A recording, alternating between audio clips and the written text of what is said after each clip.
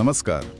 आज हम Elon Musk की कंपनी XAI के एक नए दिलचस्प प्रोजेक्ट पर नजर डाल रहे हैं, बेबी ग्रोक। हाँ, बेबी ग्रोक। ये खास तौर पर बच्चों के लिए बनाया गया AI है। तो हमारे पास जो जानकारी है, चलिए उस पर थोड़ी गहराई से बात करते हैं। हाँ बिल्कुल, ये वाकई ध्यान खींचने वाला टॉपिक है, खासकर आजकल जब बच्चों की ऑनलाइन सेफ्टी और AI के असर पर इतनी चिंताएं हैं। सही बात है। तो ये समझना जरूरी है कि तकनीक को बच्चों के लिए कैसे सुरक्षित और फायदेमंद बनाया जाए। तो बेबी ग्रोक का ये जो मूल आइडिया है, ये क्या है? मतलब जैसा स्रोतों में पता चल रहा है, लगता है ये जो मौजूदा ग्रोक चैटबॉट है, उसी का एक खास मतलब बच्चों के हिसाब से ढाला गया रूप है। बिल्कुल, मकसद साफ है, बच्चों को डिजिटल दुनिया में सीखने, खेलने और एक्सप्लोर करने के लिए एक सेफ माहौल देना। और आपने सुरक्षा की बात की, वो यहाँ सबसे अहम लगता है। हाँ, बिल्कुल।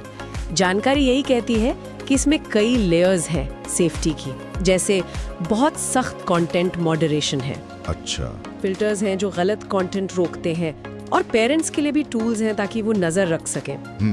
एक सूत्र तो ये भी कहता है कि ये फिल्टर सिर्फ साफ तौर पे जो गलत चीजें उन्हें नहीं रोकते, बल्कि जो थोड़े छिपे हुए बायस होते हैं या उम्र के हिसाब से ठीक नहीं है, उनको भी पकड़ने की कोशिश करते हैं। ये अपने आप में एक बड़ा चैलेंज है। हाँ बिल्कुल। और ये सिर्फ रोकने टोकने के बारे में नहीं है ना? नहीं। इसे बच्चों को मतलब पढ़ाई में मदद करने, उनके जो अजीब अजीब सवाल होते हैं उनका जवाब देने के लिए भी डिजाइन किया गया है। सही कहा। एक तरह से बच्चों के लिए एक सुपर स्मार्ट, हमेशा मौजूद रहने वाला दोस्त जैसा। बिल्कुल। और ये जो सामान्य AI चैटबॉट्स होते हैं उनसे काफी अलग है इस मामले में। कैसे? मतलब बड़े चैटबॉट्स तो कभी-कभी कुछ भी बोल देते हैं ना, जो बच्चों के लिए ठीक नहीं हो सकता। हाँ, वो अप्रत्याशित हो सकते हैं। सही कहा। बेबी ग्रोक को खास ट्रेनिंग मिली है कि वो सिर्फ बच्चों के लायक, सुरक्षित और सही कंटेंट ही दे। कुछ लोग तो इसे AI की दुनिया का सेसेमी स्ट्रीट कह रहे हैं। सेसेमी स्ट्रीट, दिलचस्प तुलना है। मतलब मजेदार भी, सिखाने वाला भी और सेफ भी। एग्जैक्टली। और ये सिर्फ जानकारी नहीं देता, बल्कि मजेदार भी है। जैसे ये चुटकुले सुना सकता है। हाँ, गाने गा सकता है, वर्ड गेम्स खेल सकता है। अच्छा। और जो बात भविष्य की तरफ इशारा करती है वो ये कि ये शायद हर बच्चे के सीखने के तरीके और शायद इमोशनल जरूरतों के हिसाब से भी खुद को ढाल लेगा। हाँ, ये पर्सनलाइजेशन वाला एंगल बहुत अहम है। और ये सिर्फ अकादमिक नहीं बल्कि इमोशनल लेवल पर भी हो सकता है, ऐसा कुछ स्रोत बताते हैं। तो अगर हम इसको थोड़ा बड़े पिक्चर में देखें, तो ये सिर्फ एक टेक प्रोडक्ट से ज्यादा है। ये ना युवा यूजर्स के लिए जिम्मेदार AI बनाने की तरफ एक बड़ा कदम माना जा सकता है। अच्छा। ये दिखाता है कि AI को आप कैसे खास जरूरतों के लिए, मतलब बच्चों की सेफ्टी और डेवलपमेंट के लिए कैसे तैयार कर सकते हैं। सही है।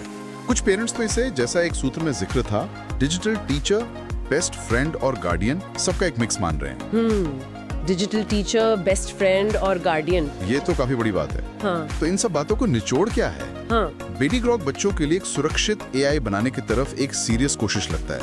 एजुकेशन, एंटरटेनमेंट और सेफ्टी, तीनों को साथ लाने का वादा। बिल्कुल।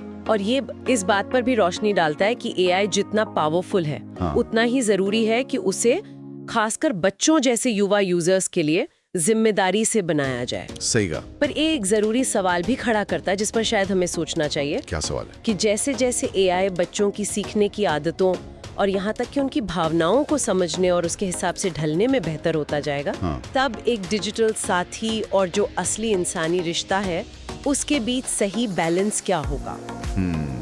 ये तो आगे सोचने वाली बात है।